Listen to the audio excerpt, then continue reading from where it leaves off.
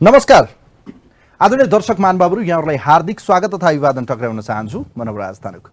र पछिल्लो समय विकसित राजनीतिक घटनाक्रमसँगै अब देशमा नयाँ प्रधानमन्त्रीको दौड सुरु भएको छ र 23 गतेका लागि अर्थात् फागुन 23 का लागि संसदको चाहिँ पुनर्स्थापनासँगै प्रतिसभाको बैठक बोलाएको छ। यतिखेर सरकारले र मन्त्री परिषदको उक्त सिफारिसमा राष्ट्रपतिज्यूले अब यो बैठकका लागि आह्वान गरेसँगै अब नयाँ प्रधानमन्त्रीका लागि प्रक्रियाहरू अगाडि बढ्नेछन्। प्रतिपक्ष दलको पनि यसमा बडो महत्त्वपूर्ण रोल देखिरहेको छ। त अविश्वासको प्रस्ताव फेस गर्ने प्रधानमन्त्रीको अडानसँगै अब प्रधानमन्त्री नयाँ चयन प्रक्रिया कतिको जटिल होला र नयाँ प्रधानमन्त्री को बन्नु होला भन्ने यतिखेर आम जनताको प्रश्न छ। र यो सँगै प्रधानमन्त्रीले नैतिकताको आधारमा राजीनामा नदिइरहेको अवस्थामा प्रधानमन्त्री अझै पनि ढिपी कसदै म संसदमा चाहिँ विश्वासको मत लिन्छु र फेरि 1 वर्ष कार्यकाल सम्हाल्नका निम्ति उहाँ तयार भएको अवस्था पनि देखिन्छ। तर त्यो त्यति सजिलो देखिँदैन र फलामको चिउरा चपाउनु जत्तिको यो परिस्थितिमा संसदभित्र अब अङ्कगणितीय खेल हुनेछ र जसमा चाहिँ प्रमुख प्रतिपक्षी दल नेपाली काङ्ग्रेसको बडो महत्त्वपूर्ण रोल देखिनेछ। काङ्ग्रेसले जसलाई समर्थन गर्यो त्यसको सरकार बन्नेछ र आफै पनि सरकारको नेतृत्व गर्न काङ्ग्रेसले अन्य दलको साथ पायो भने वर्तमान पार्टी सभापति शेरबहादुर देउवा पुनः एकपटक प्रधानमन्त्री बन्ने सम्भावना पनि त्यत्तिकै छ। यो परिस्थिति र अब देशको राजनीति कता जाला र आउँदो युवा पुस्ताले यो देशमा यो अस्थिरताको राजनीति कहिलेसम्म झेल्नु पर्ने हो र आम जनताको जनजीविका भन्दा देशको राजनीतिले नै जहिले पनि पिरोलिरहने हाम्रो जस्तो यो विकासोन्मुख देशमा विकासका कुरा भन्दा बढी अस्थिरता र यो राजनीतिको किचलो र आन्दोलन र क्रान्तिकै कुरा जहिले पनि र प्रतिक्रान्तिले फेरि एकपटकलाई चाहिँ मान्छेलाई सशङ्कित पारिदिने, जनतालाई फेरि एकपटक लोकतन्त्र र संविधानका निम्ति सडकमा आउनुपर्ने यो बाध्यात्मक परिस्थितिबाट अब देशको राजनीति कता जाला। यसै विषय सन्दर्भमा कुराकानी गर्दैछौँ। आजको यो सार्वजनिक बहस डिबेटमा हामीसँग बडो महत्त्वपूर्ण दुईजना अतिथि हुनुहुन्छ। विशेष गरी दुवैजना अध्ययनशील र आफैमा चाहिँ राजनीतिको अलिकति पर्खर वक्ता पनि हुनुहुन्छ। उहाँहरू दुवैजना समसामयिक राजनीतिको बारेमा पिएचडी गर्नुभएको पिएचडी होल्डर जो अहिले यसका लागि प्रोसेसमै पनि हुनुहुन्छ, नेपाली काङ्ग्रेसका युवा नेता हामीसँग डीबी सुनार र त्यसै गरी हामीसँग निष्पक्ष रूपमा व्याख्या विश्लेषण र राजनीतिको रूपमा चाहिँ विश्लेषण गर्नुभएका युवा राजनीतिक विश्लेषक टेकेन्द्र जोशी आज अतिथि हुनुहुन्छ। उहाँहरू दुवैजनालाई म स्वागत गर्न चाहन्छु। स्वागत छ यहाँहरू। धन्यवाद। नमस्कार। म पहिलो प्रश्नको सुरुवात गर्न चाहन्छु। डीबीजी, अहिलेको यो राजनीतिक घटनाक्रममा अब निर्णायक मोडमा काङ्ग्रेस पुगेको छ र संसदको चाहिँ फेरि एकपटक पुनर्स्थापनासँगै जुन बल सर्वोच्चमा थियो, सर्वोच्चको बल यतिखेर संसदको चाहिँ प्रतिसभामा फ्यालिदिएको उक्त छ र राजनीतिक दलहरूकै कोल्टोमा यो बल छ। अब यो परिस्थिति हेर्दा संसद पुनर्स्थापनापछि प्रधानमन्त्रीले नैतिकता देखाउनु भएन भन्ने आम जनताको प्रश्न छ। तपाईँलाई के लाग्छ? साँच्चीकै प्रधानमन्त्रीले फेस गर्नुपर्छ या प्रधानमन्त्रीले उहाँले चालेको निर्णय सर्वोच्चले बदर गरेपछि या बर्खिलाफमा उहाँका विपक्षमा यो फैसला आइसकेपछि उहाँले राजीनामा दिनु पर्थ्यो? धन्यवाद नवराज सर। अत्यन्तै तपाईँको महत्त्वपूर्ण यो पृथक कार्यक्रम भन्ने गरेको छु, किनभने तपाईँले नयाँ अनुहारलाई स्थापित अनुहार भन्दा पनि नयाँ अनुहारले केही विचारहरू अभिव्यक्त कसरी गरिरहन्छन् र वर्तमान राजनीतिक परिस्थिति, विगत, आघात सबै कुराहरूलाई कसरी विश्लेषणात्मक ढङ्गले प्रस्तुत गर्ने जुन यो तपाईँको कार्यशैलीभित्र रहेर प्रस्तुततादेखि लगेर अनि त्यसपछि गएर यो यसमा पार्टिसिपेन्टहरूलाई पनि त्यसरी प्रस्तुत गर्ने अग्रसरता दिनुभएको छ, यसका लागि धन्यवाद छ। तपाईँको प्रश्नलाई टेकेर मैले जवाब दिने हो भने एउटा सानो उदाहरण भन्न चाहन्छु। जापानको प्रधानमन्त्रीले अस्ति मात्रै, केही समय अगाडि मात्रै स्वास्थ्यको जटिलता देखाएर म जनताप्रति उत्तरदायी भएर काम गर्न पूर्ण रूपमा स्वास्थ्य जसरी भइन्छ मान्छेले त्यसरी काम गर्न सक्दैन भनेर उहाँले राजीनामा दिएको सन्दर्भ ताजै छ। तर हाम्रो प्रधानमन्त्रीलाई हेरौँ, अहिले विगत केही समयदेखि खास गरी हाम्रो पौष 5 गतेदेखिको आजसम्मको अवस्था हेर्दा मुलुक अत्यन्तै भड्कालो, अत्यन्तै जटिलतामा फसिरहँदा पनि एउटा जिम्मेवार प्रधानमन्त्री भइसके पछाडि कसरी प्रस्तुत हुनुपर्छ भन्ने विषय अहिले आम मानसको जुन भोइस छ त्यो भोइसलाई म पनि समर्थन गर्न चाहन्छु। नैतिकताको आधारमा नै उहाँले राजीनामा दिन सक्नु पर्थ्यो र मार्ग प्रशस्त पार्नु पर्थ्यो। तर उहाँले पार्नु भएन। उहाँमा अहिले पनि दम्भ र एउटा अहिले पनि उहाँमा दृढ शक्ति जस्तो देखिन्छ कि म संसदमा चाहिँ पुनः पनि विश्वासको मत लिन्छु है, मेरो पक्षमा विश्वासको मत छ। झन्डै 64% का चाहिँ सांसदको म नेता हो, संसद दलको नेता हो भनेर उहाँमा यो ढिपी कसिरहेको अवस्थामा यो सही कदम हो कि गलत हो त? प्रधानमन्त्रीको चाहिँ 23 गते बोलाइएको संसदमा म विश्वासको मत लिन्छु भन्ने प्रोसेसमा जानु। यो प्रश्न विश्वासको मत लिने नलिनेसम्म मात्र यो सम्बन्धित रहेन। प्रश्न व्यवस्थाप्रति हामी कति इमान्दार रह्यौँ भन्नेतिरबाट यसको सुरुवात गर्नुपर्छ भन्ने मलाई लाग्छ। किनभने पछिल्लो क्रममा जसरी खास गरिकन 74 सालको निर्वाचनमा हामीले हेऱ्यौँ यो मुलुक अत्यन्तै त्योभन्दा अगाडिका सरकारहरू जसरी अस्थिरताको अनिर्णयको बन्दीमा फसिरहने बारम्बार सर्ट टर्म गभर्मेन्टहरू फर्मेसन हुने त्यस पछाडि ती गभर्मेन्टहरूले जुन योजनाबद्ध रूपमा काम गर्न सक्नुपर्थ्यो जनअपेक्षा अनुसार काम गर्न सक्नुपर्थ्यो त्यो नदेखिसके पछाडि हामीलाई पनि के लाग्यो भने अब 63.7% को सरकारले करिब झन्डै 2/3 नजिकको सरकारले अब मुलुकमा स्थिरता दिन्छ र समृद्धको एउटा बाटो र लय समाज छ भन्ने अपेक्षा म प्रतिपक्षको एउटा सामान्य कार्यकर्ताको हिसाबले मात्र होइन आम नागरिक भएर हेर्दै गर्दा बुझ्दै गर्दा त्यो ढङ्गबाट मैले पनि बुझेको थिएँ कि प्रधानमन्त्री केपी शर्मा ओली भइसके पश्चात अब मुलुकमा स्थिरता आउँछ र नयाँ नेपालको अनुहारलाई जसरी व्याख्या गर्ने नेताहरूको प्रचलन छ त्यही अनुरूप एउटा विकासको मेरुदण्ड अगाडि बढ्छ भन्ने लागेको थियो तर तथापि हामीले हेऱ्यौँ पछिल्लो क्रममा के भइराखेको छ भने पेटी इन्ट्रेस्टमा एउटा यत्रो मत ग्रहण गरेको मान्छे पिपुलको भर्डिक्ट त्यसरी लगेको मान्छेले आज एउटा पेटी इन्ट्रेस्टमा पार्टीको आन्तरिक विवादको कारणले गर्दा मुलुकको व्यवस्थालाई भड्कालोमा फाल्ने अधिकार कसैलाई पनि छ। तर उहाँले भन्नुभयो त देश आज विषम परिस्थितिमा गइरहेको थियो मैले चाहिँ देश र जनताका लागि नै यो निर्णय गरेको यही प्रश्न म लोकतन्त्रवादी हो म गणतन्त्रवादी हो म संविधानको पक्षमा भएर नै जनताको बीचमा जाने जनताको बीचमा गएर अभिमत लिने कुरा त योभन्दा लोकतान्त्रिक अरू कुनै पद्धति हुन सक्छ तपाईले भन्नु आज तपाईले देख्नुभयो त अब त किनबेचको राजनीति सुरु भयो तपाईले भन्नु योभन्दा त उहाँले लिएको निर्णय ठिक थियो भन्ने तबका पनि त बढेर गएको छ। तपाईको प्रश्नको मध्यम खण्ड जुन छ लोकतान्त्रिक प्रक्रियाको सन्दर्भको कुरा छ त्यो कुरालाई हामीले अलिक गहिरिएर केलाएर हेरौँ त 62-63 को आन्दोलन ताका प्रधानमन्त्रीज्यूले अत्यन्तै अहिलेको प्रधानमन्त्री तत्कालीन अवस्थामा नेकपा एमालेको प्रभावशाली नेताको रूपमा उहाँ आफ्नो पहिचानमा हुनुहुन्थ्यो उहाँले त्यतिखेर कसरी प्रस्तुत गरिराख्नु भएको थियो गणतन्त्रको सन्दर्भमा लोकतन्त्रको सन्दर्भमा दुहाई दिने बोली एउटा र व्यवहार फरक भन्ने विषय चाहिँ जनताले त प्रष्ट देखेको छ। यसको अर्थ म प्रधानमन्त्रीलाई पूर्ण रूपमा लाक्षणिक रूपमा उहाँलाई चाहिँ ब्लेम गरिरहेको छैन जुन वस्तुस्थिति घटनाक्रमहरूले देखाइरहेको छ। जनताको अभिमत के थियो प्रधानमन्त्रीज्यू तपाईँ मुलुकको यो 5 वर्षको लागि प्रधानमन्त्री हो यो मुलुकलाई अस्थिरताको र अनिर्णयको बन्दी बनाएर कहिले पनि नराख्नुहोस् जसरी विगतमा हिजो भइराखेको थियो नेपालको राजनीतिक अवस्था व्यवस्था अब त्यसरी नजाओस् भन्नका लागि तपाईले अब पक्कै पनि जनअपेक्षा अनुसार काम गरिदिनुपर्छ।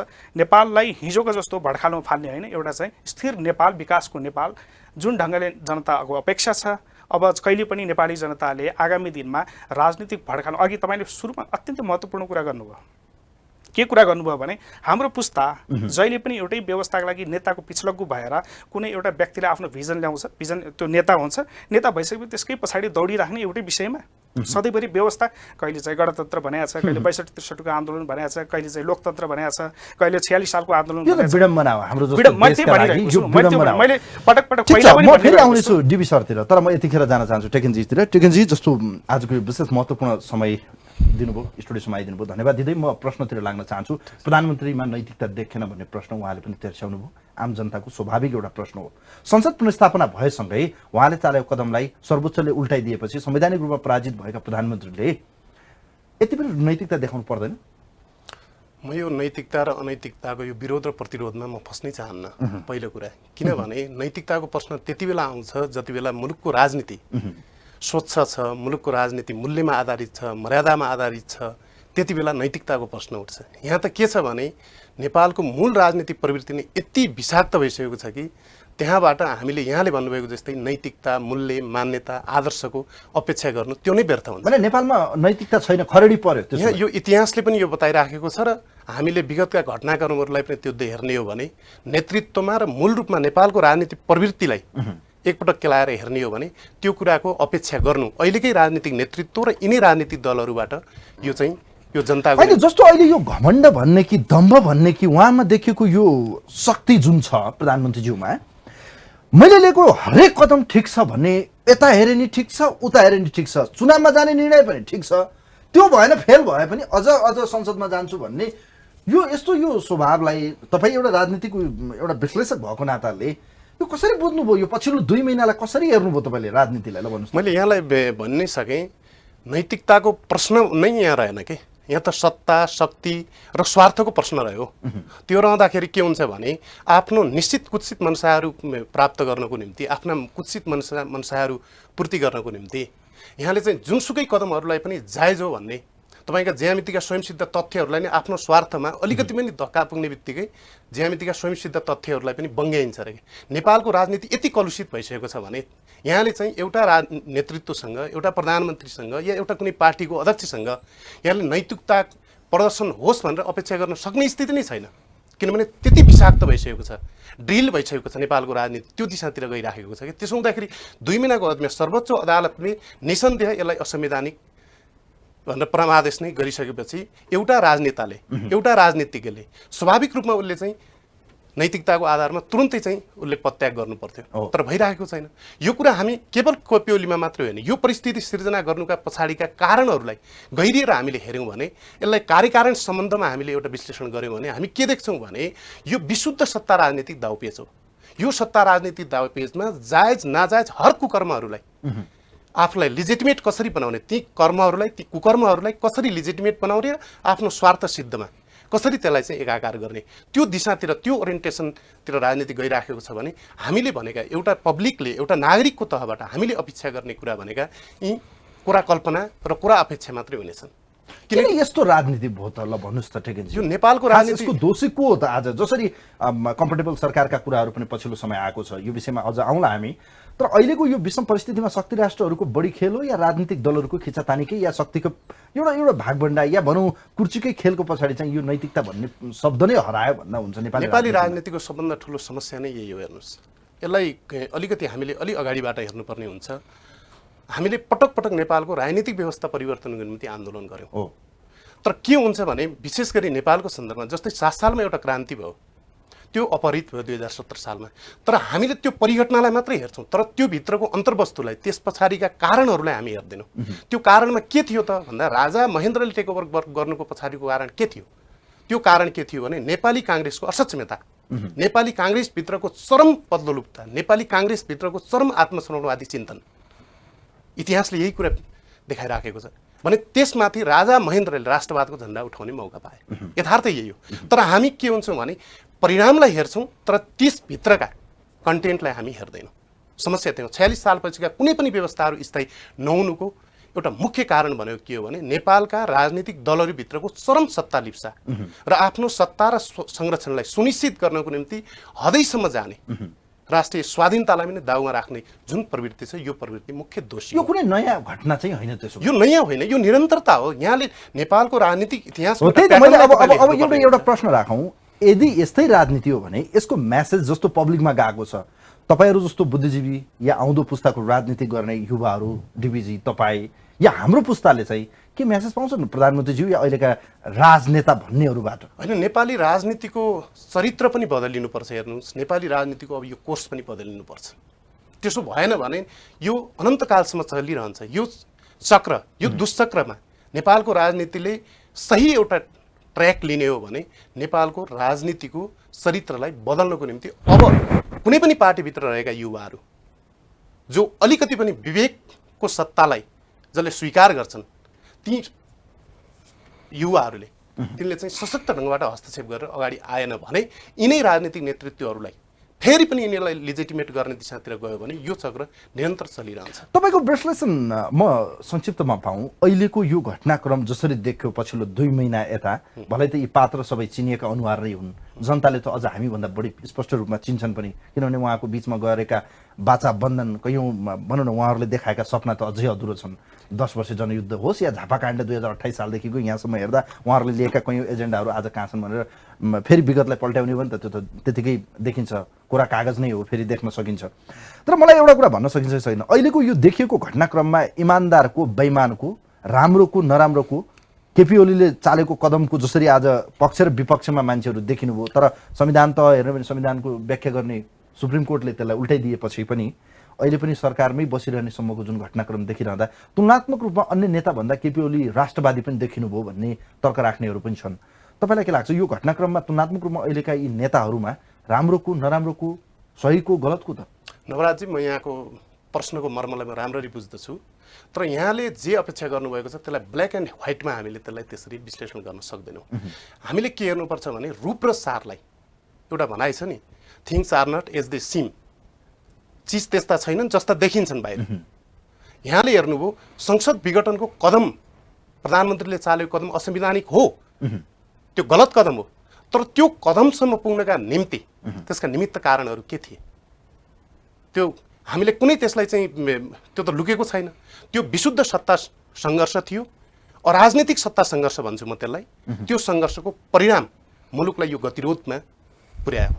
यथार्थ यही हो। त्यसो हुँदाखेरि यहाँ हामीले हेर्ने के हो भने सापेक्षित रूपमा हेर्ने हो। हामीले बाहिर जे देखिराखेका छौँ, संविधानको मर्ममाथि प्रहार गर्ने काम प्रधानमन्त्री ओलीले गरे, यो उनको गलत कदम थियो। तर त्यो कदम चाल्नका निम्ति उत्प्रेरित गर्ने, जसलाई हेतु कारण भन्छौँ हामी, ती कारणहरू के थिए भन्दा त्यो भित्रको एकदमै डरलाग्दो सत्ता राजनीतिक दाउपेच। प्रचण्डलाई प्रधानमन्त्री चाहिएको थियो, माधव कुमार नेपाललाई अध्यक्ष चाहिएको थियो। तर यसको दण्ड कसले भोग्यो? जनताले भोग्यो। इतिहासमा अक्सर यस्तै हुँदै आइराखेको छ। यहाँले 48 सालपछि हेर्नुहोस् त, नेपाली काङ्ग्रेसभित्र देखा परेको 36 र 74 गुटको परिणाम के भयो? मुलुक डरलाग्दो एउटा द्वन्द्वको चपेटामा पर्यो। मुलुक अस्थिरताको एउटा डरलाग्दो भड्कालोमा पर्यो। यो भइराखेको छ क्या। हामीले यसलाई के नयाँ भने भोलि यो यसको विकल्पमा ओलीको विकल्प अर्को कोही आयो भने उसले पनि गर्ने यही हो। किनभने हामीले इतिहासको जगमा टेकेर वर्तमानको गलत हो, अरू हामी सब सही हौँ भनेर लड्डु खानेसम्मको त्यो भन्न परिस्थिति आयो नि त। त्यो कसरी भन्न मिल्छ? उहाँले त गलत चाल्नु, संविधान च्यातिदिनु भयो। संविधानै कु गर्ने मान्छे त उहाँ त यो जनताप्रति इमान्दार हो त। आम नागरिकलाई भ्रम दिनका निम्ति त्यो देखिन्छ। मैले अघि नै भने यहाँलाई, यस्ता चिजहरू हुन्छन् जो बाहिर जस्ता देखिन्छन् त्यस्ता हुँदैन। किनभने हामीले प्रश्न बुझेको कुरा के हो भने नेपाल कम्युनिस्ट आजको दिनमा चाहिँ अन्य नेताको तुलनामा केपी ओली इमान्दार र स्वच्छ छविको नेता हो। त्यो पनि म भन्न सक्दिनँ। किनभने नेपालको मूल राजनीतिक प्रवृत्तिलाई हो कि हामीले हेर्ने भनेको। मूल राजनीतिक गलत गर्ने व्यक्तिलाई पनि तपाईँहरूले चाहिँ यसरी व्याख्या गर्न मिल्छ त? प्रधानमन्त्री गलत हो भने भन्न सकिने ठाउँ छैन त अहिले हेर्दा। प्रधानमन्त्रीले मैले भने त असंवैधानिक कदम चाले, संविधानको मर्ममाथि प्रहार गरे, त्यो असंवैधानिक थियो। तर केपी ओलीको विकल्प त्योभन्दा चाहिँ अझै सर्वोत्कृष्ट विकल्प के हो त? त्यस्तो लाग्छ डिबिजी तपाईँलाई पनि? उहाँले भने जस्तै हो त? त्यसो भए केपी ओलीको विकल्प आउने नेताहरू पनि कुर्सीकै दौडधुपमा थिए, कुनै तात्विक भिन्नता चाहिँ छैन। तर नेपालको यो राजनीतिक परिस्थिति र राजनीतिक विडम्बना भन्नुपर्छ, यो सत्ता लोलुपता या भनौँ कुर्सीको खेलका लागि आफू जे पनि गर्ने नैतिकता छैन। अब यसलाई कसरी एनालिसिस गर्ने भने एक्टर एनालिसिस गर्ने कि यसलाई चाहिँ उहाँले भने जस्तो प्रवृत्तिको एनालिसिस गर्ने भन्ने कुरासँग सम्बन्धित प्रश्न हो तपाईँको। समग्र रूपमा व्यक्तिवादी चरित्र हेर्ने हो भने जस्तै केपी शर्मा ओलीलाई विभिन्न कोणबाट हामीले व्याख्या गर्ने गरेका छौँ। खास गरिकन उहाँको उदय 2015 मा के अरे कन्स्टिट्युसन प्रमुलगेट भइसके पछाडिको सन्दर्भमा उहाँको उदय जसरी भएको छ, पछिल्लो क्रममा पुस 5 गते आउँदै गर्दा उहाँलाई कसरी चित्रण गर्ने र व्याख्या गर्ने भन्ने विषयसँग देखिन्छ। व्यक्ति प्रवृत्ति हेर्दै गर्दा आम रूपमा एउटा नेपालको पोलिटिकल सिस्टमले जसरी ड्राइभ गर्नुपर्ने हो, जुन ढङ्गले, जुन मर्म संविधानको मात्र होइन कि पोलिटिकल सिस्टमको मर्म जुन हुनुपर्ने हो, त्यो पक्कै पनि नेपालको जनताको आम रूपमा लार्जर पिक्चरबाट हेर्ने हो भने कहीँ कतै त्यसले त तादम्यता मिलाएको जस्तो देखिँदैन। त्यो कुरा हामी सबैले जागजहेर छौँ, स्वीकार्नुपर्छ भन्ने मलाई लाग्छ। तर तथापि जहाँसम्म मैले फेरि पनि तपाईँको प्रश्नलाई जोडेर अगाडिको मैले भनेको कुरालाई जोड्ने हो भने 2074 को इलेक्सनले हामीलाई एउटा स्पष्ट म्यान्डेट दिएको थियो। अब तिमीहरू चाहिँ सत्तामा गइसकेपछि नि नेपाल बनाऊ, नेपाललाई विकास गर भनेर चाहिँ स्पष्ट सन्देश दिएको। काम गर्न दिएन नि त, बनाउन त खोज्नु भयो। 3 वर्ष काम गरिरहँदा पार्टी भित्रैबाट असहयोग भयो रे। त्यो गलत कुरा हो। सुन्नुहोस्, एउटा अभिभावक एउटा घरलाई एउटा एक्जाम्पलको रूपमा लिनुहोस्। उहाँले त्यही भन्नुभयो नि त, टेकेन्जीले प्रचण्डजीलाई प्रधानमन्त्री हुनु थियो, माधव नेपालजीलाई चाहिँ अध्यक्ष हुनु थियो। त्यो दाउमा चाहिँ जनताले दुःख पाए। एउटा घरमा उदाहरणको लागि एउटा घरमा एउटा सबैको गार्जियन एउटा बुवा हुन्छ, मम्मी हुन्छन्, बच्चा बच्ची हुन्छन्। त्यो सबै घरको मुलीको हुन्छ भने त्यो बुवा हुन्छ नि, बुवा भन्ने पात्र।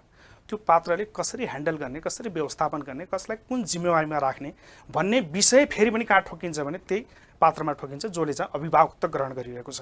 प्रधानमन्त्रीले त हामी प्रतिपक्षको ठाउँबाट पनि हाम्रो प्रधानमन्त्री भनेर सम्बोधन गरिरहेका थियौँ नि त। तर पुस 5 गतेले हामीलाई बाध्य बनायो हाम्रो प्रधानमन्त्री रहेनछन्, उनी आफ्नो इन्ट्रेस्टको प्रधानमन्त्री रहेछन् भन्ने कुरा त उदाहरण प्रष्ट गर्नुभयो नि त। हाम्रो प्रश्न त्यहाँ हो। त्यसैले हामीले बुझ्नु पर्ने परिस्थिति के हो भने प्रश्न चिन्ह कहाँ उठाउने हो? एउटा आम नागरिकले प्रश्न चिन्ह उठाउने। अहिलेको प्रधानमन्त्रीलाई सत्ताको बागडोर सम्हाल्न दिनु नै गलत थियो त? त्रुटि थियो त? नेकपाको समीक्षाको विषय गलत दियो भनेर म भन्दिनँ, गलत थियो भनेर म भन्दिनँ। तपाईँले पात्रको कुरा कोट्याइरहँदा त्यो स्वाभाविक हो। गलत थियो भनेर 2062-63 को आन्दोलनमा उहाँले दिएका अभिव्यक्ति, 74 को चुनावपछि उहाँलाई राजनेताको रूपमा जसरी सत्ताको भनौँ न एउटा बागडोर सम्हाल्ने सत्तासीन बनाइयो, अहिले आउँदा त एउटा परिस्थिति सिर्जना भयो। मैले तपाईँलाई अघि भने इभेन्ट एनालिसिस गर्ने हो। इभेन्टलाई एनालिसिस गर्ने हो र एक्टरको एनालिसिस गर्ने हो भने, तर पछिल्लो कुरामा पुस 5 को कदमले दुईटै कुरा केपी ओलीले गर्नुभएको कुरा के देखियो, उहाँको एक्टर एनालिसिस, उहाँको व्यक्तिगत एनालिसिस गर्ने हो र इभेन्टले एनालिसिस तुलनात्मक रूपमा एउटा कम्पेरिटिभली हामी एउटा अहिलेका नेताहरूलाई चाहिँ कम्पेरिटिभ गर्ने हो या कम्पेरिजन गर्ने हो भने तुलनात्मक रूपमा त KP Oli is the best भन्ने पनि छ। हाउ उहाँले त त्यही भनिरहनु भएको छ। How, just को हो त त्यसपछिको विकल्प को छ त त्यस्तो दुधले धोको कि को छ त्यस्तो चाहिँ अबिर लगाएर आएको अब त्यो पनि भनिदिनु पर्यो नि त। को हो त त्यस्तो स्वच्छ छविको आज देशलाई चाहिँ मै बनाउँछु भन्ने कसमा आँट देख्नुभयो त? अब यसरी सरसर्ती हेरौँ न, एनालिसिस गर्ने हो भने मैले फेरि पार्टीगत विशेषमा जाँदै गर्दा नेपालका लागि सबैभन्दा उत्तम काम कसले गर्ने भनेर एउटा ठुलो थेसिसको रूपमा डेभलप गर्न सकिन्छ। त्यसलाई विश्लेषण अहिले आउँछु यसपछि घटनाक्रमहरूलाई विश्लेषण गरेर देखाउन सक्छ हैन।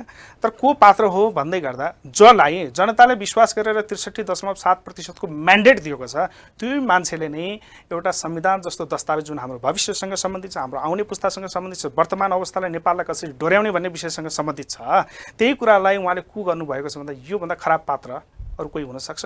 कम्प्यारिटिभली अरूभन्दा खराब पात्रको रूपमा त उहाँ दर्ज हुनुभयो, निश्चय पनि भयो नि त।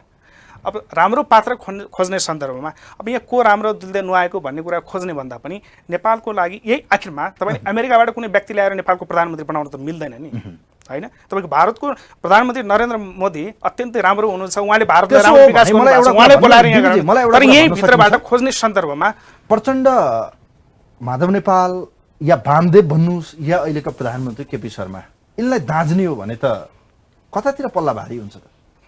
बडो कठिन प्रश्न हो यो, किनभने उहाँहरू सबै टेस्टेड हुनुहुन्छ। उहाँहरू सबै टेस्टेड भइदै गर्दा मुलुकले आम रूपमा तात्विक भिन्न हुने गरी, जनताले त्यो भिन्नताको अनुभूति हुने गरी के प्राप्त गरे भन्दै गर्दा हामी प्रष्ट रूपमा भन्न सक्छौँ, सबैलाई एउटै समान अङ्कको हामीले चाहिँ नम्बर दिन सक्छौँ भन्ने लाग्छ मलाई। ओके, अब टेकेनजी, जनताको म्यान्डेट जसरी प्राप्त गरेको थियो नेकपाले, आज यो परिस्थिति झन्डै झन्डै 3 वर्ष उहाँको कार्यकाल पनि भयो, नेकपा जितेर आएको पनि 3 वर्ष एराउन्ड एबभ भयो भनौँ। यो परिस्थितिमा नेपालमा कम्युनिस्टहरूले शासन सत्ता चलाउनै नसक्दा रहेछन्। यिनलाई त भनिन्छ नि एउटा उखानै छ नि, बाँदरको हातमा नरिवल भन्न मिल्छ मिल्दैन, आई डोन्ट नो, तर यो भनिरहँदा अन्यथा नलागोस्। त्यस्तै भयो होइन घटना परिघटना हेर्दाखेरि। त्यही हो, नेपालमा चाहिँ कम्युनिस्टहरूले सत्ता नचलाउन सक्ने, जनताप्रति उत्तरदायी नहुने, जनतालाई कहिले सम्मान नगर्ने भन्ने एउटा गर्ने एउटा करणीय कथनीमा फरक भने जस्तै त्यस्तै हो त यो देखेको नाटक जस्तो। एउटा कुरा के हुन्छ भने नवराजजी, इतिहासबाट शिक्षा नलिने समाजले यस्ता धेरै अप्ठ्याराहरू झेल्नुपर्छ, जनताले धेरै प्रताडनाहरू झेल्नुपर्छ। किनभने हामीले अहिले मात्रै हो र अहिलेको देखिएका जो पात्रहरू छन्, Prachanda, Madhav Nepal, KP Oli, they are all tested and failure क्या। इतिहासमा एउटा निश्चित चरण थियो, जति बेला राजनीतिक क्रान्तिको चरण थियो, आन्दोलनको चरण थियो, ठिक छ, त्यसको अगुवाई गर्नुभयो, त्यसको नेतृत्व गर्नुभयो, एउटा राजनीतिक व्यवस्था परिवर्तन गर्नुभयो। तर त्यसपछिको राजनीतिक व्यवस्था परिवर्तन भनेको त्यो औजार मात्रै हो, साध्य के हो? जनताको आधारभूत जीवनलाई बदल्ने कुरा हो नि। आधारभूत जीवनलाई बदल्ने क्रममा उहाँहरूले के गर्नुभयो? इतिहासमा सत्ता स्वार्थका निम्ति हदैसम्मको एउटा चाहिँ उहाँहरूले कुकर्महरू गरेको होइन, त्यो त इतिहासमा छैन त। त्यसो भनिरहँदा कम्युनिस्टहरू धोकेबाज हुन्? कम्युनिस्टहरू मात्रै भन्दैन, मैले फेरि तपाईँ बसलाई यतातिर लैजाउँ नवराजजी, मात्र कम्युनिस्टहरू होइनन्, नेपालको मूल राजनीतिक प्रवृत्तिलाई हामी हेरौँ भनेको कि मैले अघि नै भने नेपाली राजनीतिको भाष्यलाई बदल्न जरुरी छ। मैले किन भने यस कारणले भने कि हामीले विगत 7 दशकको अवधिमा हामीले नेपालले जस्ता आरोह अवरोहहरू, ठुल्ठुला राजनीतिक गतिरोधहरू जसरी फेस गरेर आयो, ती स्वाभाविक थिएन। ती यिनै पार्टीहरूबाट सिर्जना भएका समस्याहरू थिए। ती समस्याको परिणाम नेपाली जनताले पटक पटक भोग्नु परिराखेको छ। त्यसो हुँदाखेरि के हो भने नेपाली होइनन् भने टेकेनजी प्रचण्डजीले पनि भन्नुभयो कयौँ पटक, अब राजनीतिका लागि लडिरहनु पर्दैन है, अब आन्दोलन गर्न सडकमा आउनु पर्दैन है भन्नेहरू उहाँहरू हो। तर फेरि जनता सडकमा आउनु खै त परिवर्तन प्रवृत्ति बदलियो, खै त त्यो भयो त। त्यही भएर भनाइ र गराइको बिचको जो डरलाग्दो अन्तर्विरोध छ, जसलाई यहाँले कथनी र करणी पनि भन्नुभयो, त्यही नै नेपालको समस्या। त्यसो हुँदाखेरि राजनीतिक क्रान्तिका निम्ति उहाँहरू ठिक छ, बोलीमा इमानदार छ। म यहाँहरूलाई भन्दैछु, उहाँहरूले इतिहासमा केही गर्नु भएन भन्ने होइन, उहाँहरूले ठुल्ठुला क्रान्तिको नेतृत्व गर्नुभयो, राजनीतिक आन्दोलनको नेतृत्व गर्नुभयो। तर त्यस पछाडि राजनीतिक क्रान्तिको उद्देश्य के हो? जनताको आधारभूत जीवनलाई बदल्ने, जनतामा खुसाली ल्याउने, विकास र समृद्धिको चरण हो नि। त्यसपछि त्यो नेतृत्व गर्ने उहाँ भए। त्यसो हो भने 3 वर्षमा कम्युनिस्टको सरकार कति सफल तपाईँको एनालाइसिस? यो त असफलै हो नि। असफलै यसलाई सफल भन्नै मिल्दैन नि। प्रधानमन्त्री पनि जे असफल। टार्गेट हो नि त्यो टार्गेट त एचिभ भएन नि। तर प्रधानमन्त्रीको के थियो? उपलब्धिको फेरिस्ता तपाईँ- हेर्ने हो भने तपाईँ समय प्रधानमन्त्रीको फेरिस्तालाई हेर्ने हो भने लिपिलेख लुम्पियाधुरा कालापानीको नक्सा प्रकरण, त्यसपछि गएर भारतीय प्रधानमन्त्री र चिनिया राष्ट्रपतिको नेपाल भ्रमण र अन्य कैयौँ भौतिक पूर्वाधार र पुनर्निर्माणको काम, देशमा चाहिँ स्वास्थ्य क्षेत्रको प्रगति, शिक्षा क्षेत्रको प्रगति, आवासीय क्षेत्रहरू निर्माणको प्रगति र कृषि क्षेत्रमा चाहिँ गरिएका कैयौँ यान्त्रिकरणका प्रोसेसहरूलाई हेर्ने हो भने त प्रधानमन्त्रीले चाहिँ मेरो फेरिस्तामा चाहिँ विश्वचकित छ भनेर भन्नुभएको छ। त्यसलाई सापेक्षित रूपमा हेर्नुपर्छ नवराज्य। कस्तो भने नेपाल कम्युनिस्ट पार्टीलाई जनताले दिएको जनादेश भनेको त्यो सामान्य जनादेश होइन। त्यो संविधान निर्माण भइसकेपछि मुलुक आधारभूत रूपले नै नयाँ युगमा प्रवेश गरेको हो। किनभने ठुलो एउटा चाहिँ राजनीतिक व्यवस्था परिवर्तन पछिको पहिलो निर्वाचित सरकार हो नयाँ संविधान निर्माण पछिको। त्योसँग जनताको एस्पिरेसनको लेभल के थियो, आकाङ्क्षा के थियो र जनताको बिचमा गरिएका कबुलहरू प्रतिज्ञाहरू के थिए। तपाईँ एउटा संविधान निर्माण भइसकेपछि मुलुक एउटा द्रुत गतिमा विकास र समृद्धिको अभियानमा जाने अपेक्षा थियो नि त जनताको। त्यो ढङ्गको एउटा तपाईँको त्यो मिसनमा चाहिँ सिङ्गो देशलाई युनाइट गरेर लाने हो नि। त्यो अथोरिटी पनि थियो, त्यो जनादेश पनि प्राप्त गरेको थियो ओलीले। तर त्यो त भएन। त्यो किन भएन भने मैले यहाँलाई अघि भन्दै थिएँ, यहाँले बिचमा के हुन्छ भने अक्सर दुनियाँमा हामी सिङ्गापुरको इतिहास पढ्छौँ, स्विजरल्यान्डको इतिहास पढ्छौँ, विभिन्न देशहरूको इतिहास पढ्छौँ। एउटा राजनीतिक क्रान्तिको चरण हुन्छ। त्यो राजनीतिक क्रान्तिको चरण सम्पन्न भइसकेपछि विकास र समृद्धिको युगमा प्रवेश गर्छ। त्यहाँको इतिहास हामीसँगै जोडिएको भारतलाई एकचोटि हेरौँ त, सँगसँगै लाग्छ मलाई त। जहाँसम्म 1947 को बेलाको कहानीलाई कोट्याएर हेर्ने भने धेरै टाढाको विषय होइन। हामीलाई पनि फर्केर हेर्ने भने 2007 साल भनेको धेरै टाढा पुगिरहनु पर्दैन, झन्डै झन्डै त्यही एराउन्डको सेरोफेरो 19-20 नै होला। तर भारतमा चाहिँ राजनीतिक परिवर्तन आयो, त्यहाँ चाहिँ विकास र समृद्धि, जनताको जीवनस्तरप्रति उत्तरदायी भयो डिभिजी। तर आज हामी जहाँको त्यही, अझ त्यही घुमी फेरि रुम्जाटार, फेरि 7 सालमा गएर फेरि प्रजातन्त्र चाहियो, लोकतन्त्र चाहियो, हत्या भयो, कु भयो, 2017 कोतिर फर्किनुपर्ने विडम्बना। के भन्नुहुन्छ, यो के हो खास? देशी विदेशी इन्ट्रेस्ट हो या हाम्रा देशका नेता बेकुब भए? अझ तुच्छ भनौँ नभनौँ? अब साँच्चीकै भन्ने हो भने नेपालको विडम्बना र नेपाली जनताप्रतिको अपमान भन्नुपर्छ। नेपाली नेतामा चाहिँ दूरदर्शिता भएन, राजनेता पाएनौँ, यो भन्दा कति भनौँ शाब्दिक हुन्छु, कति म अर्थपूर्ण हुन्छु? तपाईँले उठाउनु भएको प्रश्नसँग म सहमत नै हुन्छु। एउटा युवाको माइन्डसेटबाट मैले यसलाई बुझ्ने प्रयत्न गर्ने हो र वर्तमान राजनीतिक परिस्थितिमा जसरी म एउटा आफैलाई कम्प्याटेबल गर्न खोज्दैछु त्यो अवस्थाबाट त्यो म एग्री नै हुन्छु भन्ने लाग्छ। सरसरी तपाईँले एउटा महत्त्वपूर्ण कुरा गर्नुभयो, विदेशीहरूको इन्ट्रेस्टबाट कतै नेपालको आन्तरिक राजनीतिक दलमा महत्त्वपूर्ण अनुहारहरू बेला बेलामा फस्ने गर्छन् कि भन्ने पनि प्रश्न आउँछ।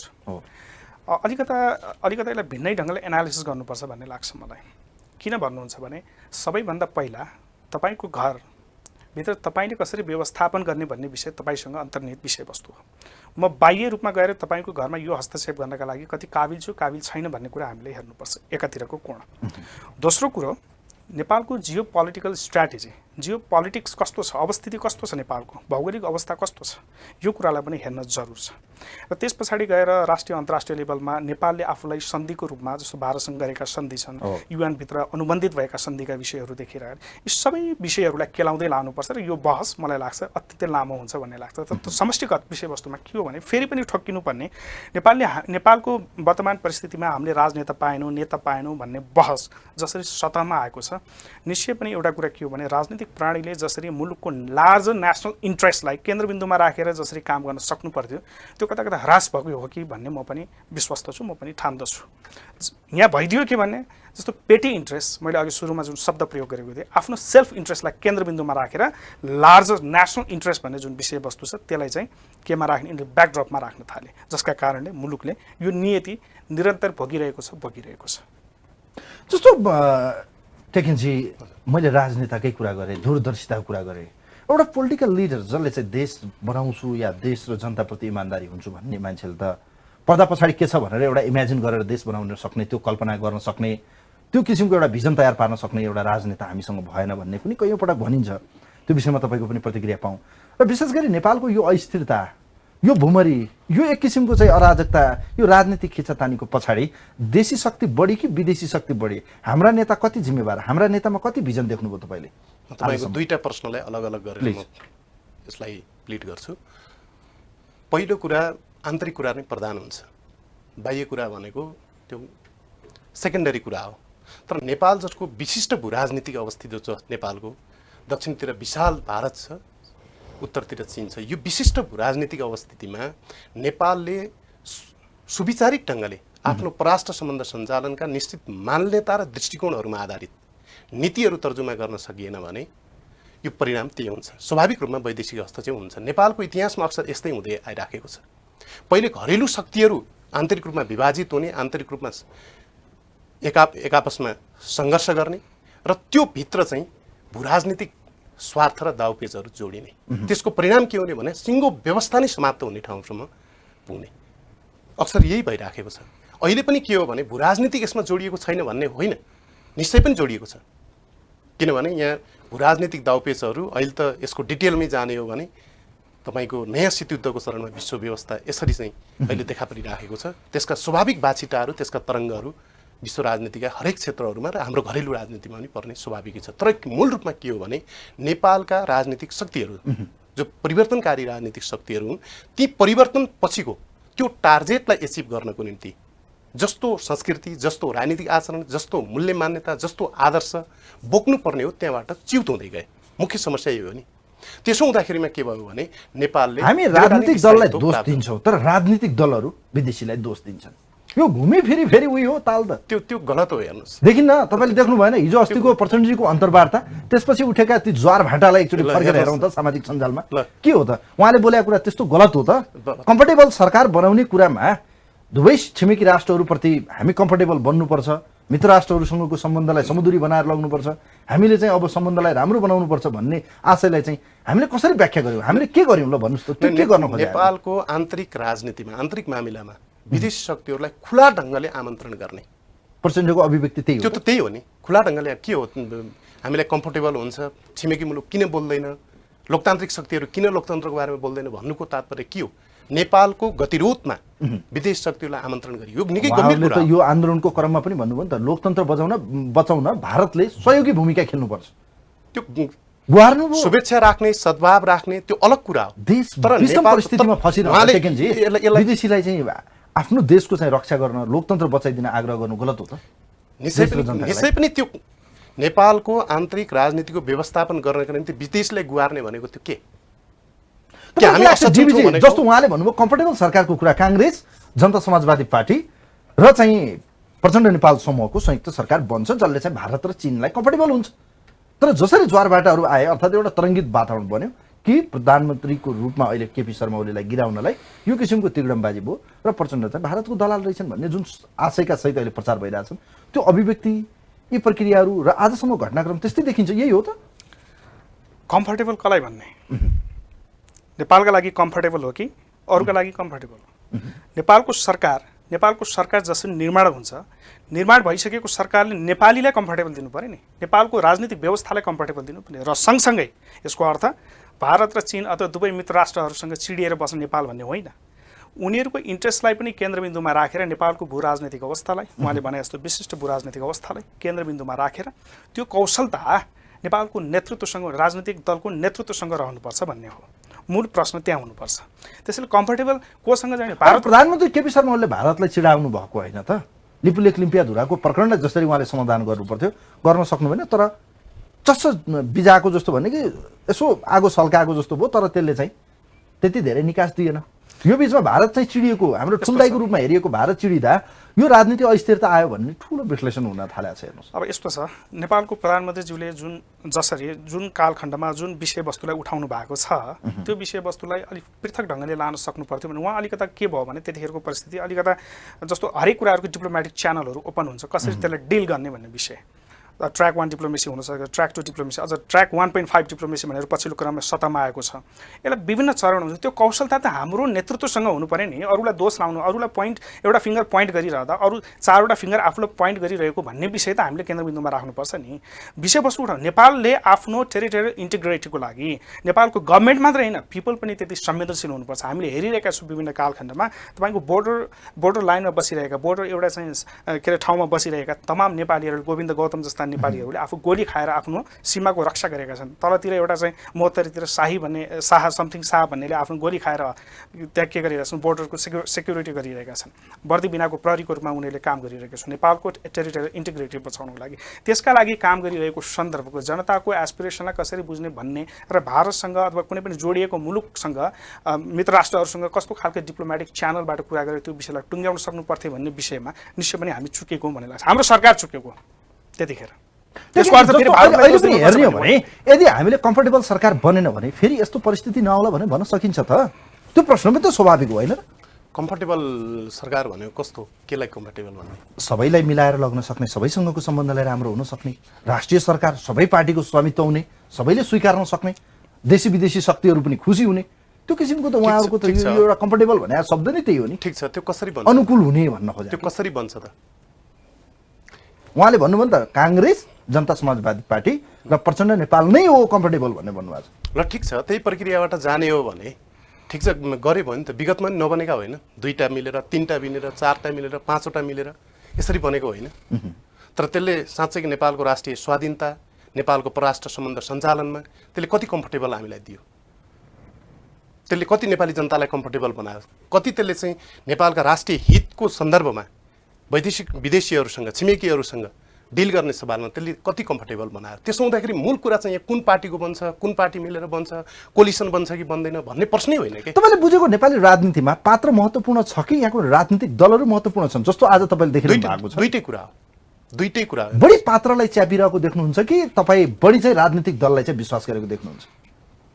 यहाँ मैले भने यो दुईटै कुराहरू उत्तिकै महत्त्वपूर्ण छ।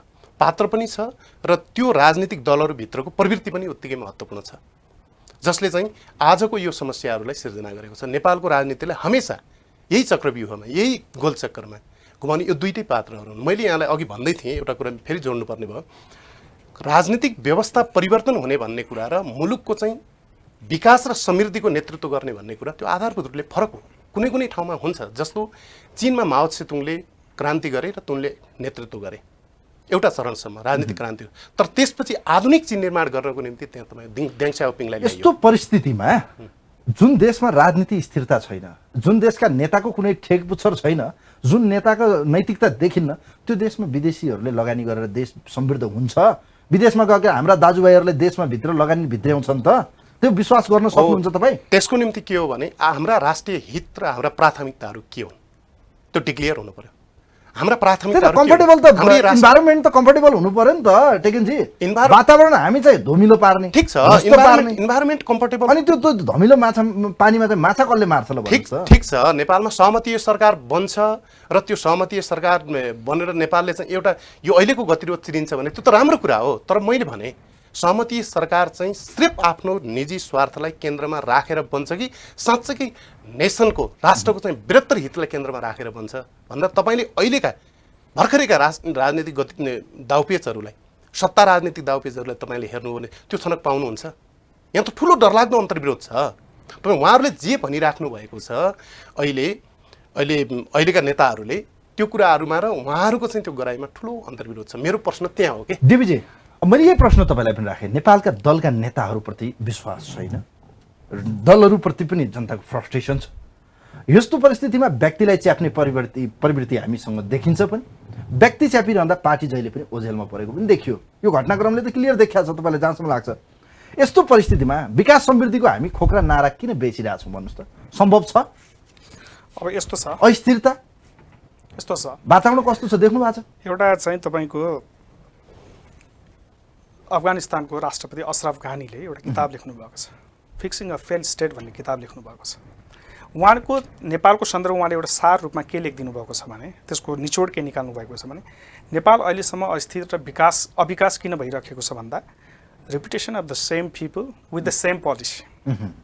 हामी विगत 46 सालदेखिको आजसम्मको कालखण्ड, धेरै पहिला नजाउँ, पञ्चायत कालमा लड्नुभयो होला, उहाँहरूले चाहिँ अत्यन्तै के अरे तपाईँको इमर्जेन्सी पिरियडभित्र बसेर काम गर्नुभयो होला, त्यो भिन्न बाटो हो। 46 खुल्ला बहुदलीय प्रजातान्त्रिक व्यवस्था आइसके पछाडि अझ त्यति पर पनि नजाने हो भने हामीले आफै सङ्घर्ष गरेको 62-63को आन्दोलनभन्दा यताको फेज हेर्ने हो भने पनि यसो हेरौँ त, प्रधानमन्त्री मुलुकमा कति भए र को भए।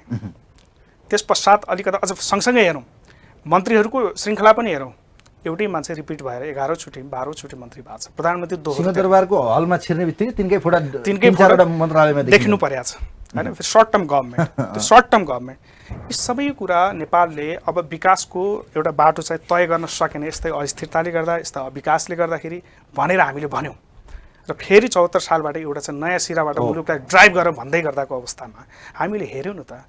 विगतमा शेरबहादुरजीले यो गर्नुभएको थियो, गिरिजाबाबुले यो गर्नुभएको थियो, फलानाले यो गर्ने भन्ने होइन क्या। अहिले 74 सालको म्यान्डेटले केपी ओलीले म यो गर्छु भनेर अगाडि बढ्दै गर्दा त्यो कुरा त उहाँले एउटा चाहिँ अभिभावकत्व भएर, मैले फेरि पनि प्रश्न जोडेँ, मूल मान्छेमा जति जिम्मेवारी हुन्छ, नेतृत्व पङ्क्तिमा जति जिम्मेवारी हुन्छ, त्यो व्यवस्थापकीय कौशलता त उहाँले नेपालमा कम्युनिस्टहरूलाई दिएको जनताको अभिमत अपमान भयो होइन? सर्टमा एनालाइसिस यसमा दुई मत छ, मलाई लाग्दैन दुई मत छ। अब नेपालमा कम्युनिस्टहरूको भविष्य छैन भन्दा पनि हुन्छ। भविष्य छैन भनेर भविष्य छ भन्ने पाटोबाट जनताले पत्याउने आधार त छैन त। यत्रो एब्सोल्युट मेजोरिटी पाएको सरकार चलाऊ है, टु थर्ड मेजोरिटीको एराउन्डमा दिएको जनताको अभिमतले उहाँहरूले चाहिँ एउटा भनौँ न भड्खालोमा फालिदिनुहुन्छ भने, दुर्घटना गराइदिनुहुन्छ भने जनताले किन विश्वास गर्ने त भन्नु? संविधान सभाको प्रथम निर्वाचन चैत्र 28 गते 2064 सालबाट यो मुलुकले एउटा नयाँ अध्याय प्रारम्भ गरेको थियो। संविधान बनाउँदै गर्दा माओवादी जङ्गलबाट आएको शक्ति शान्तिपूर्ण आन्दोलन मार्फत तपाईँको हामीले नयाँ व्यवस्थामा शान्ति प्रक्रियामा आइसके पछाडि माओवादी पहिलो दल बनेर उदायो। झन्डै 239वटा सांसदसहित संविधान सभाको 601 जनाको सभा मण्डलीभित्र प्रवेश गर्यो। अपेक्षा थियो नि त जनताको, के अपेक्षा थियो? आफूले तरवारको धारमा ज्यानको बाजी राखेर युद्ध गरेको प्रचण्डले मुलुकलाई दिशाबोध दिन्छन्, मुलुकलाई नयाँ एउटा चाहिँ राजनीतिक व्यवस्थामा अत्यन्त महत्त्वपूर्ण ढङ्गले कर्म गर्छन् भन्ने विश्वास थियो। तर पछि के भयो हामीले हेऱ्यौँ, फेरि उहाँ दोस्रो पटक पनि प्रधानमन्त्री हुनुभयो, त्यतिखेर पनि हेऱ्यौँ र उहाँलाई चाहिँ जनताले 2070 सालमा कुन साइजमा ल्यायो भन्ने पनि हेऱ्यौँ। यसको अर्थ प्रश्न तपाईँको कम्युनिस्ट अब बलियो बन्छ कि कम्युनिस्ट सकिन्छ कि पत्तासाप बन्छ भन्ने होइन।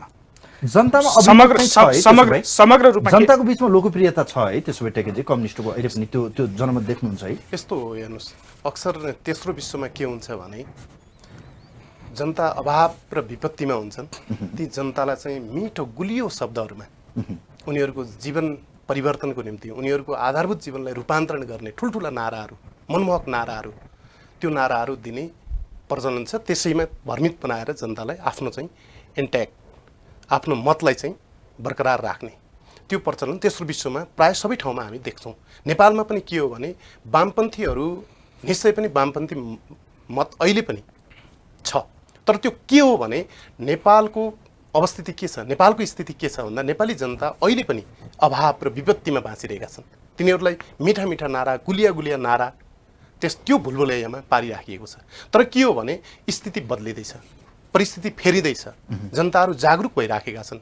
यो के हो भने नेपालका कम्युनिस्ट पार्टीहरूमा, नेपालको वामपन्थी आन्दोलनमा आएको डरलाग्दो विचलन, डरलाग्दो क्षयीकरण, योबाट अहिलेको पुस्ता 21औं शताब्दीको जो जेनेरेसन छ, यो नयाँ जेनेरेसन, त्यो अवेरनेस छ, त्यो सचेत छ। अहिले त ग्लोबलाइज रूपमा चाहिँ बढेको चाहिँ सोसल मिडिया छ, यत्रो टेलिभिजनहरू छ, यत्रो तपाईँको मास मिडियाले कति प्रोग्रेस गरिसकेको छ, कति मान्छेहरूलाई चाहिँ एजुकेटेड गरिसकेको छ। मैले एउटा प्रश्न यहाँनिर राख्न चाहेँ, जस्तो अघि म फर्केर फेरि त्यहीँ जान चाहन्छु। कम्फर्टेबल सरकारकै कुरा भएको छ, यो परिस्थितिमा प्रधानमन्त्री केपी शर्मा ओलीलाई अब संसदमा विश्वासको मत लिनुपर्ने एउटा परिस्थिति छ।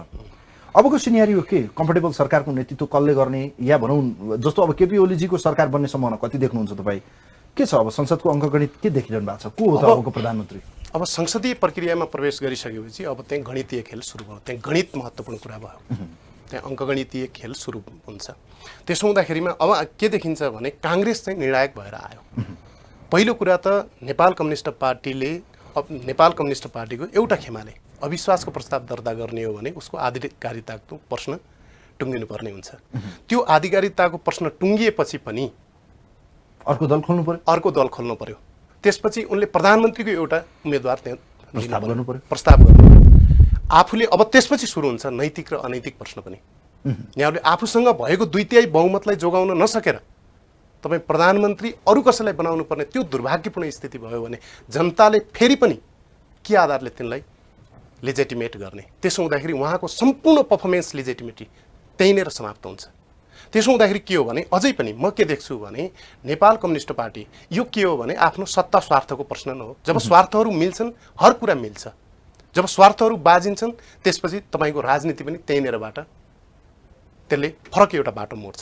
त्यसो हुँदाखेरि म के देख्छु भने नेपाल कम्युनिस्ट पार्टी भित्रको जुन दरार थियो, जुन अन्तरसङ्घर्ष थियो, त्यो अन्तरसङ्घर्ष कहीँ न कहीँ आफ्ना सत्ता स्वार्थहरूको सन्तुलित एउटा व्यवस्थापन हुने स्थिति बन्यो भने यो पार्टी कानुनी रूपमा ल हामीले एउटा त्यसै पनि नेपालका कम्युनिस्टहरूको चाहिँ महान एकता भन्ने र महान एउटा चाहिँ होइन आत्मसमीक्षा आत्मआलोचना गर्ने भन्ने छ। एउटा यो पक्ष छ भने दोस्रो पक्ष भनेको यदि त्यो कथङ्क जाति भएन भने अब विकल्पै छैन। शेरबहादुर देउवालाई निर्णायक एउटा केन्द्रबिन्दु नमानेर यिनीहरू कसैको पनि उही छैन। ओलीले यदि शेरबहादुर देउवालाई प्रधानमन्त्री प्रस्ताव गरेर जाने हो भने त्यो टाइपको कोलिसन गभर्मेन्ट बन्ला। अहिले ओलीले दाबी गरे अनुसार मसँग 82-83 सांसदहरू मसँग अहिले पनि इन्ट्याक्ट छन् भन्ने हो।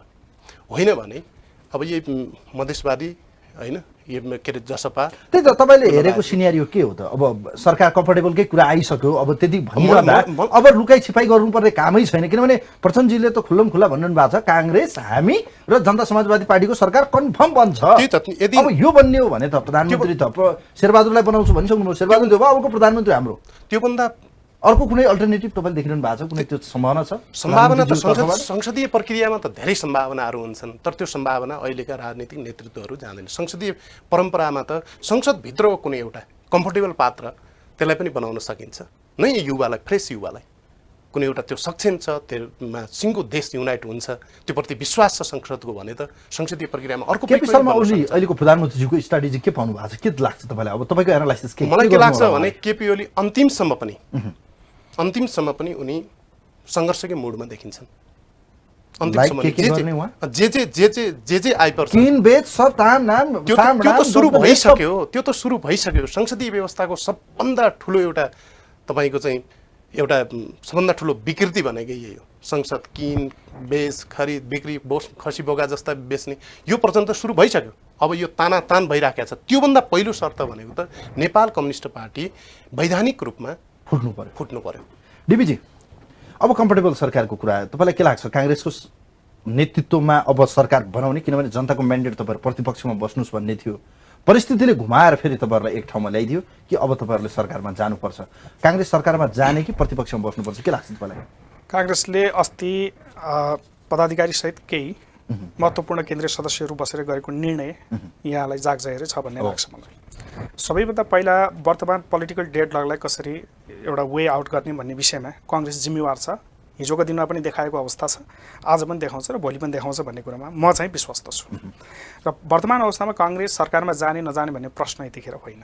यतिखेर यो मुलुकको अनिर्णयको बन्दी बनेको व्यवस्थालाई निर्णायक व्यवस्थामा कसरी परिणत गर्ने भन्ने हो। खास गरिकन अब यहाँ प्रश्न आउँछ 23 गते ओलीले अधिवेशन यो संसद आह्वान गरिरहँदा 23 गते जसरी बैठक बस्छ त्यहाँ अविश्वासको प्रस्ताव आउँछ कि आउँदैन भन्ने विषय मूलतः प्रश्न अहिले ठोकिएको छ। कसले ल्याउने भन्ने हो। अब यसरी हेरौँ, ल्याउने कसका विरुद्ध कसलाई पेश गर्ने? पहिले त संसद दलभित्र अब यसरी अङ्कगणित निश्चय पनि एउटा कुरो के हो, डेमोक्रेसीमा अङ्कगणित हुन्छ। सरकार जोड घटाउ कोएलिसन गभर्मेन्ट अथवा त्यही भएर त 74 सालको निर्वाचनले कोएलिसन यो झन्झटमा नपर तिमी कोही पनि राजनीतिक दल पर्नु परेन। अब एउटा एन्ड अफ हिस्ट्री संविधान बनाउँदा यी लिकेजहरूलाई चाहिँ एउटा चाहिँ हैन हामीले टाल्दै हिँड्यौँ। तर अहिले पनि शेरबहादुर देउवा तपाईँको पार्टी सभापति खुट्टा उचालेर राति पनि दिउँसो पनि सपना देखेर बस्नु भएको छ, म कुन दिन चाहिँ अब बालुवाटार छिर्छु। यो सही हुन्छ गलत हुन्छ जनताका लागि? के राजनीतिले निम्ति आएको यो परिघटनामा उहाँले यो सही समयमा चाहिँ देश र जनताको लागि भए पनि उहाँले चाहिँ नेतृत्व लिनुपर्छ, के लाग्छ तपाईँलाई? प्रश्न अलि न्यायिक भएन कि भन्ने लाग्छ मलाई। शेरबहादुर देउवालाई खुट्टा उचालेर प्रधानमन्त्री बन्छु भन्नुभएको छ। नेकपा फुटोस् भन्ने त उहाँको मनमा नै चाहना छ भन्ने धेरैले भन्छन्। हेर्नुहोस् मैले भनेको होइन है, जनताले धेरैले शेरबहादुर देउवाको त फेरि त्यो ज्योतिषले भनेको 7 पटक भन्दै हुनुहुन्थ्यो, पालो त आयो, उहाँ त हो धेरै नेता। धेरैले भन्छन् भन्नेतिर लाग्नुभयो भने त तपाईँले अघि भनिराख्नु भएको थियो नि सामाजिक सञ्जालमा यो कम्फर्टेबल गभर्मेन्टको विषयमा अन्यत्र अनेकन त्यहाँ चाहिँ आशंकाहरू पैदा भएका छन्, अनेकन विषयवस्तुहरू सतहमा आएका छन्। ती सबै विषयवस्तुहरूलाई केलाउने कि वास्तविक यथार्थमा धरातली यथार्थमा गएर बुझ्ने भन्ने काङ्ग्रेसले निर्णय गरिसक्यो नि त बाबा। हामीले त्यो कोणबाट हेरौँ न त। हामीले हिजो भनेको थियो नि, जस्तो 5 गते पुस 5 गते केपी शर्मा ओलीले कदम लाग्दै गर्दा पनि 6 गते नेपाली कङ्ग्रेसको पदाधिकारी बैठक बसेर त्यसलाई असंवैधानिक भनिरहँदा पनि काङ्ग्रेसले केपी शर्मा ओलीको कदमलाई समर्थन गरिरह्यो भने सडकमा नारा लाउनेहरू पनि त थिए नि। तर वास्तविक थियो त्यो त दस्तावेज इतिहास हो नि त, सबैले पढ्छ नि। भोलिको दिनमा एउटा शोधकर्ताले पनि नेपाली कङ्ग्रेसको यो परिस्थितिको अवस्थामा नेपाली कङ्ग्रेसको रोल के थियो भन्दै गर्दा 6 गतेको निर्णय अथवा केन्द्रीय समितिबाट पारित गरेको निर्णय हेर्छ नि त। त्यो बाहिर के आयो भन्ने विषयतिर तपाईँ जतिको एउटा जिम्मेवार होइन, तपाईँहरू त मिडियाकर्मीले चुनावमा जान त्यस्तो पनि जानु तयार पर्दैन हुनुहुन्थेन। भन्ने मलाई लाग्छ। जे भए पनि तपाईँहरूलाई सही थियो क्या, त्यही देख्नुभयो। टेकिन्छ के एनालाइज काङ्ग्रेसको यो रोल र स्पेसली शेरबहादुर देउवाजीको चाहिँ यस्तो छ, मनस्थिति के देख्नु भएको छ? मैले यहाँनिर जोडेर अनि त्यसपछि उहाँलाई म के अरे आग्रह गर्न चाहन्छु। काङ्ग्रेस चाहिँ हरेक विषम परिस्थितिमा जिम्मेवार बनेको इतिहास पनि हेर्नुपर्छ, केलाउनुपर्छ भन्ने मलाई लाग्छ। हामीले हेरौँ त एकचोटि गिरिजाप्रसाद कोइरालाले जङ्गलमा भड्किरहेको आन्दोलनबाट नेपालको दुराशायी अवस्था राजनीति सृजना गरिरहेको माओवादीलाई शान्ति प्रक्रियामा रूपान्तरण गरेर ल्याएको सन्दर्भ हामीले के अरे बिर्सिने, यति चाँडो बिर्सिने। त्यति मात्रै नभएर फेरि यसको अर्थ यो होइन कि डोराएर ल्याएको भने जिम्मेवार बनाएर डोराएर ल्याएको छ, त्यहाँ त्यो प्रश्न चाहिँ। त्यसै गरी अर्को कुरा हेरौँ, पछिल्लो क्रममा जसरी शेरबहादुर देउवा प्रतिपक्षको नेपाली जनताले त म्यान्डेट दियो नि त एउटा, तिमीहरू 63 जनाको सांसदभित्र 63 जनाको आकारभित्र बस र प्रतिपक्षको ठाउँमा बस भनिरहँदा नेपाली काङ्ग्रेसले जिम्मेवार प्रतिपक्षको भूमिका निर्वाह गरेको छ। हरायो कुहिरोमा कहाँ हराएको जस्तो तपाईँहरूलाई खोज्न त रात दिन टर्च बाल्नु पर्ने भएको थियो। हेर्नु प्रश्न त त्यही काङ्ग्रेस आजसम्म जिम्मेवार प्रतिपक्ष हुन सकेन भन्ने प्रश्न छ त्यो गलत र इतिहासमा काङ्ग्रेस तपाईँले भने जस्तै कि यो देशमा काङ्ग्रेसको विकल्प अन्य राजनीतिक दलले देश र जनताका लागि काम गर्न सक्दैनन् त। सबभन्दा पहिला कुरो ल भन्नुहोस् यो प्रश्नको जवाब दिनुहोस्। तपाईँको प्रश्नको जवाफमा म आउँछु। त्योभन्दा पहिला काङ्ग्रेस हरायो भन्नेहरूले एकचोटि त्यो सम्झौँ न, यही सदनको विषयमा 5 गतेभन्दा पहिला अथवा यो कोभिडभन्दा पहिला नेपालमा जसरी संसद चलिरहेको थियो त्यहाँभित्र हेरौँ त काङ्ग्रेसले प्रस्तुति चिकित्सक शिक्षा विधायक हेर्नु, शिक्षा सशक्त विधायक भूमिका रहेछ। सशक्त हुने, रेलिङ भाँचेर सशक्त गर्ने, चाहे तपाईँ प्रतिपक्ष रेलिङ भाँचेर सशक्तको तपाईँले चाहिँ जिम्मेवार खोज्नु भएको आमसभा र काङ्ग्रेस। आन्दोलन गर्न रामचन्द्र पौडेललाई कुर्नु पर्यो। पुस गलत 29 गते पुगेर मात्र नेपाली काङ्ग्रेसले त हरेक कुरा निर्णायक रूपमा मङ्सिर 29 गते जिम्मेवारीपूर्ण पुग्नु पर्यो ढङ्गले तपाईँलाई, थाहा छ? प्रतिपक्षको भूमिका निर्वाह गरेको सन्दर्भ हेर्नुहोस् न, केलाउनुहोस्, त्यसलाई सूक्ष्म ढङ्गले केलाउने प्रयत्न गरौँ। आम यसरी देखिएको सतहमा के हो, फलानाले के भन्यो भन्ने नेपाली विषयमा काङ्ग्रेसको केन्द्रबिन्दु भएर विकल्प यो देशमा छैन र यो देशमा प्रजातन्त्र संविधान होस् हरेक परिवर्तनका निम्ति नेपालमा काङ्ग्रेसको विकल्प अन्य दल हुन सक्दैनन् भन्ने आज ठोक्का गर्न सक्नुहुन्छ त? एकदमै सक्छु म। त्यही हो त। किन भन्नुहोस् न, अन्यले देशलाई पनि किन भन्नुहोस् न, तपाईँको प्रश्नको म जवाब दिन्छु नि त। 72 सालमा संविधान निर्माण गरिरहँदा त्यसको अपनत्व कसले गरे? सुशील कोइराला प्रधानमन्त्री भइसके पश्चात हामीले यो मुलुकमा संविधान प्राप्त गरेको त्यो राजनीतिक दस्तावेज, राजनीतिक सहमति दस्तावेजको होइन त? मात्रै कुरा होइन। संविधान जारी त्यो एक्लै नेपाली काङ्ग्रेसले सुन्नुहोस् न, गरेको हो। म भन्दैछु त, त्योभन्दा अगाडि पनि त 4 जना कम्युनिस्टका प्रधानमन्त्री भएका हुने त, त्यो पनि मेजोरिटीका साथ। यसो हेरौँ त, नेपाली काङ्ग्रेसको सुशील कोइराला आइकन एउटा मुलुकलाई दस्तावेज दिने सन्दर्भमा एकदम ठिक समयमा 2 वर्ष चान्चुरमा उहाँले चाहिँ संविधान दिनुभएको छ मुलुकलाई। उहाँको नेतृत्वमा भएको, नेतृत्व कसको यो मुलुकतिर चाहिँ यसो हेरिरहँदा, मुलुकको व्यवस्थातिर हेरिरहँदा नेतृत्व कसको नेतृत्व आउँदै गर्दा, कुन दलको नेतृत्व आउँदै गर्दा जिम्मेवारपूर्वक ढङ्गले जनअपेक्षा काम गरेको छ भन्ने विषय केलाउँदै गर्दा फेरि पनि त काङ्ग्रेस होइन भन्न सक्नुहुन्छ तपाईँले? ल भन्नुहोस्। संविधान च्याति जाँदा तपाईँहरू सडकमा पनि जाने कि नजाने दुविधामा त जाने कि नजाने भन्ने कुरा शेरबहादुर देउवाजीको भूमिका तपाईँले देख्नुभयो। निर्वाचन आयोगलाई काम कार्यतालिका अगाडि सार्न झन् उहाँले चाहिँ हौसाइरहनु भएको थियो कि तपाईँले देख्नु भएन? तपाईँले देख्नु भएन? काङ्ग्रेस सडकमा देख्नु भएन? सडकमा पनि जिम्मेवार भएर त्यति नै हो त तपाईँहरूको मासले आकलन गर्नुहुन्छ तपाईँ। उहाँहरूले त त्यही भन्नु, हाम्रो आमसभा ठुलो, यहाँ त चन्द्रमाबाट हेर्नुपर्छ भन्ने कुरातिर तपाईँ लाग्नुभयो भने त लागिरहनुहोस् होइन। तर समग्रमा के हो भने काङ्ग्रेस प्रत्येक ठाउँमा रहेर जिम्मेवारी भन्ने कि अब यो समयको माग भन्ने कि नेपाली माटो र नेपाली जनताले पत्याएको भन्ने कि नेपालको हिस्ट्रीमा काङ्ग्रेसको योगदानलाई सम्मान गर्दै नेपालमा काङ्ग्रेसको विकल्प छैन भनेर फेरि एकपटकलाई त्यो तितो सत्य यथार्थता भइरहेको परिस्थितिमा कि साँच्चीकै नेपालमा काङ्ग्रेसको विकल्प हुनै सक्दैन र यो देशमा कम्युनिस्ट भन्दा better than, far better than अझ भनौँ काङ्ग्रेस नै हो भनेर भन्न सक्ने ठाउँ छ? उहाँको शब्दलाई पनि अझ हर चिजलाई इतिहासको आलोकमा हेर्नुपर्ने हुन्छ। हेर्नुहोस् होइन, इतिहासका राजनीतिक क्रान्तिमा निश्चय पनि नेपाली काङ्ग्रेसको नेतृत्वदायी भूमिका छ। म यसरी भन्छु, नेपाली काङ्ग्रेस क्रान्तिको वाहक हो भने प्रतिक्रान्तिको कारक पनि नेपाली काङ्ग्रेस हो। किनभने तपाईँले आजसम्मको जति पनि राजनीतिक व्यवस्थाहरू परिवर्तन भए ती नेपाली काङ्ग्रेसको नेतृत्वमा त्यो परिवर्तन सम्भव भयो। तर त्यो परिवर्तनपछि जुन प्रकारको राजनीतिक प्रणाली, राजनीतिक व्यवस्था हामीले अवलम्बन गऱ्यौँ त्यहाँभित्र नेपाली काङ्ग्रेसले त्यसलाई अगाडि बढाउन सकेन, न त जनताको आधारभूत जीवनलाई बदल्ने दिशामा कुनै गुणात्मक कदम चाल्न सक्यो। त्यसो हुँदाखेरि नेपाली काङ्ग्रेसलाई यसरी चाहिँ संश्लेषण गर्दा ठिक हुन्छ। नेपाली काङ्ग्रेसले निश्चय पनि क्रान्तिको नेतृत्व गरेको हो। तुलनात्मकले नेपालमा आफूलाई चाहिँ दाबी गर्ने एउटा ठुलो डेमोक्रेसी, लार्जेस्ट डेमोक्रेसी पार्टीको रूपमा उसले आफूलाई प्लिड गर्दै आइराखेको छ। तर के भने त्यो प्रजातन्त्रको रक्षाका निम्ति, त्यो लोकतन्त्रको रक्षाका निम्ति नेपाली काङ्ग्रेसले कहिल्यै पनि एउटा आफ्नो एउटा प्रजातान्त्रिक आदर्श मूल्य र मान्यता अनुरूप चाहिँ चलेको इतिहास छैन। त्यही हो त डिबी, प्रजातान्त्रिक मूल्य र होइन, मैले मान्यता। तथ्यहरू त्यही छन्। काङ्ग्रेस त्यो कुरामा म नेतृत्व लिन्छ तर नेतृत्वबाट प्राप्त भएको उपलब्धिलाई रक्षा गर्न सक्दैन र क्रान्तिबाट प्राप्त भएको उपलब्धिलाई रक्षा नगर्दा प्रतिक्रान्ति फेरि प्रारम्भ भएको इतिहास छ। त्यसो भन्न मिल्दैन। अलिकता उहाँले भनेकै कुरालाई आंशिक रूपमा केही अर्थमा क्रान्तिको नेतृत्व गरेको सन्दर्भ उहाँले जसरी बुझ्नु भएको छ त्यसलाई ठिक ढङ्गले उहाँले बुझिदिनु भयो। तर त्यस पछाडिको परिस्थितिलाई केलाउने हो भने, जस्तो उदाहरणको लागि 74 सालको इलेक्सन भयो। 74 सालको इलेक्सन भनेको संविधानको कार्यान्वयनको पक्ष थियो। संविधान बनाउनुको जिम्मेवारी कसले लग्यो? सुशील कोइरालाको नेतृत्वमा जिम्मेवारीपूर्ण ढङ्गले नेपालले संविधान प्राप्त गर्यो र त्यसको कार्यान्वयनको जिम्मेवारी कसको पट्टामा आइपुग्यो? फेरि पनि नेपाली काङ्ग्रेसको शेरबहादुर देउवाको नेतृत्वमा आइपुग्यो नि। भर्खरको इतिहास हो, धेरै पर जानु परेन। तपाईँहरू त खुसी हुनुहुन्छ होला। टेकेन्जीतिरै आउँछु फेरि। मानिलिनुहोस् नेपालमा कम्युनिस्टहरू फुटिहाले होइन, फुटे नै भनौँ, अब त्यो देखिरहेको अवस्था फुट्ने जुट्ने भइरहन्छ। हिजो एकता गरेर गठबन्धन गरेर भएको लार्जेस्ट पार्टी अब फुट्यो भने त काङ्ग्रेस नै मेजर हुने भयो नि त, होइन? फेरि इतिहासमा त त्यही नै दोहोरिने भयो। देखिन्छ। यसो हेरिरहँदा नेपालमा काङ्ग्रेसको विकल्प छैन। तपाईँ 51 सालमा के भयो? सबभन्दा ठुलो पार्टी भनेर तत्कालीन नेकपा एमाले आयो, अल्पमतको लोकप्रिय सरकार पनि दियो। तर परिणाम के भयो? 54 सालसम्म आइपुग्दा त्यो पार्टी दुई टुक्रामा विभाजित भयो। फेरि 56 सालमा चाहेर पनि नचाहेर पनि जनताले त्यसैलाई चाहिँ बहुमत दिनुपर्ने स्थिति देखा पर्यो। किनभने 48 सालमा त्यही नेपाली काङ्ग्रेस असफल भइसकेको थियो, जसले आफूसँग भएको बहुमतलाई जोगाउन नसकेर उसले चाहिँ संसद विघटन गरेका थिए गिरिजा कोइरालाले। अल्टरनेटिभ पार्टीको के देख्नुहुन्छ फ्युचर? मैले जस्तो होइन नि त, विकल्प त काङ्ग्रेस नै देखिन्छ। हेर्नुहोस्, जनताले होइन, यो संसदीय तपाईँको अहिलेको सिनारियोमा त यही राजनीतिभित्र त काङ्ग्रेस नै विकल्प हो। तर मैले भने यो नयाँ शक्तिहरू, वैकल्पिक शक्तिको रूपमा उदाएका साझा पार्टीहरूको भविष्य के देख्नुहुन्छ तपाईँको सर्ट एनालाइसिस? अब त्यो पनि मुख्य कुरा विचारले नेतृत्व गर्ने गर्नुहोस्। उहाँहरूले अहिलेका राजनीतिक दलहरू त टेस्टेड र फेलियर हुन्, त्यसलाई अब हामीलाई चाहिँ विश्वास गर्नुहोस्। ठिक हो, त्यो स्पिरिट एकदम सही हो, स्पिरिट राम्रो हो।